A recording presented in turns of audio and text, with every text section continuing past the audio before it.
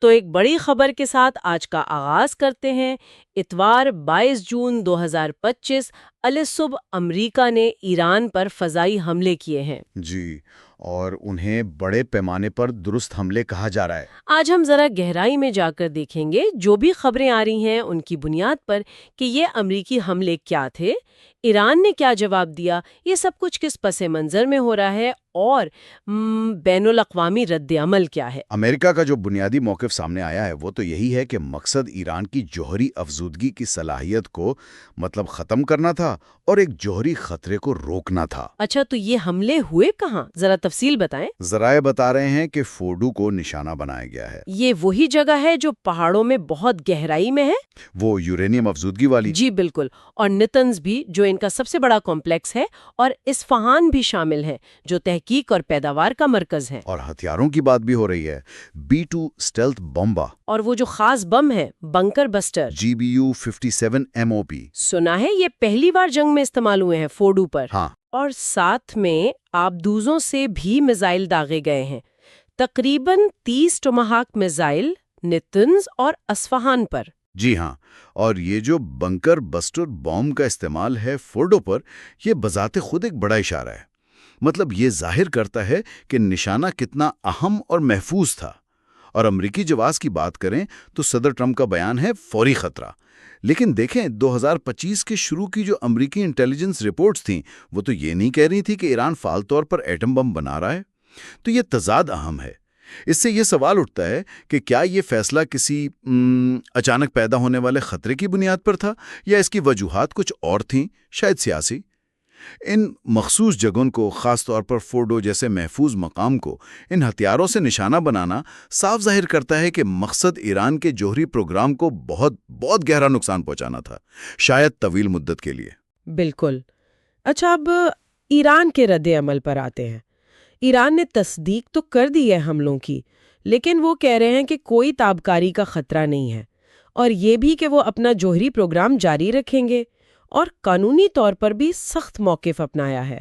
ان کے وزیر خارجہ نے کہا ہے کہ یہ بین الاقوامی قانون، اقوام متحدہ کے چارٹر اور NPT کی خلاف ورزی ہے۔ جی، یہ قانونی مذمت اپنی جگہ، لیکن فوری فوجی جواب بھی آیا ہے۔ ایران نے اسرائیل پر میزائل داغے، 2 حملے ہوئے، کل ملا کر کوئی 27 میزائل۔ بین گوریون ایئرپورٹ، تل اویو، حیفا، ان سب کو نشانہ بنایا گیا۔ اطلاعات ہیں کہ نقصان ہوا ہے اور کچھ لوگ زخمی بھی ہوئے ہیں، کم از کم 20۔ اب ایران کے لیے دیکھیں یہ ایک مشکل صورتحال ہے، وہ ایک مخمصے میں ہے۔ کیا وہ بہت بڑا جواب دیں جس سے خطے میں جنگ پھیلنے کا خطرہ ہو، یا پھر وہ محدود رہیں؟ ان کے پاس آپشنز تو کئی ہیں، جیسے خطے میں امریکی ٹھکانوں پر حملہ کرنا، یا شاید NPT سے نکل جانا، یا پھر اسرائیل پر حملے جاری رکھنا۔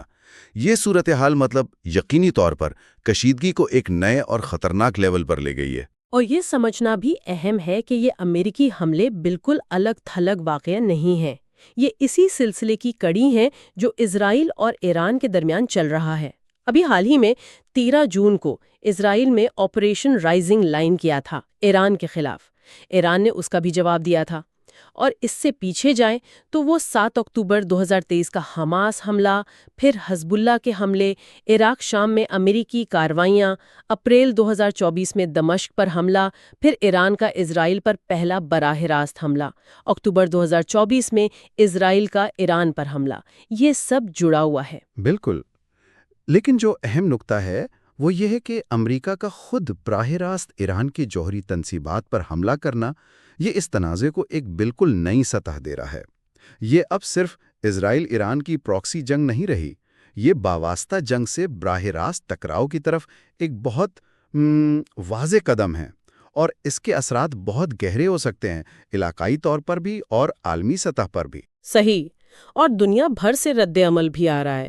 اسرائیل نے تو ظاہر ہے تعریف کی ہے ٹرمپ کی، اقوام متحدہ نے گہری تشویش ظاہر کی ہے، تحمل کی اپیل کی ہے، ایران کے جو اتحادی ہیں روس، چین، انہوں نے مذمت کی ہے، یورپی یونین بھی تحمل اور بات چیت کا کہہ رہا ہے، خلیجی ریاستیں کافی پریشان ہیں، ہائی الرٹ پر ہیں، اور امریکہ کے اندر بھی بحث شروع ہو گئی ہے کہ یہ حملہ کانگریس کی منظوری کے بغیر کیسے ہوا۔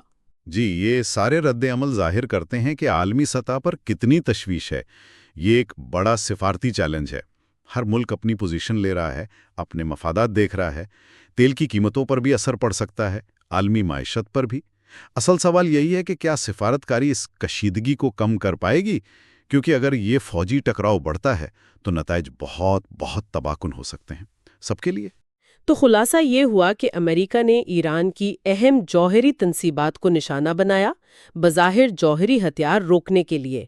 ایران نے فوری جواب دیا ہے میزائلوں سے اور کہا ہے کہ وہ اپنا پروگرام جاری رکھے گا، اور یہ سب کچھ ایک پہلے سے کشیدہ علاقائی صورتحال میں ایک انتہائی خطرناک اضافہ ہے۔ بالکل، اور یہ ہمیں سوچ پر چھوڑ جاتا ہے کہ امریکہ کی اس براہ راست مداخلت اور ایران کے جوابی عزم کے بعد اس کشیدگی کے وہ کون سے غیر متوقع ان انٹینڈڈ کانسیکوینسز ہو سکتے ہیں جن کا ابھی اندازہ لگانا مشکل ہے، خاص طور پر علاقائی استحکام کے لیے اور جوہری عدم پھیلاؤ کا جو عالمی نظام ہے اس کے مستقبل کے لیے اس کے کیا معنی ہوں گے۔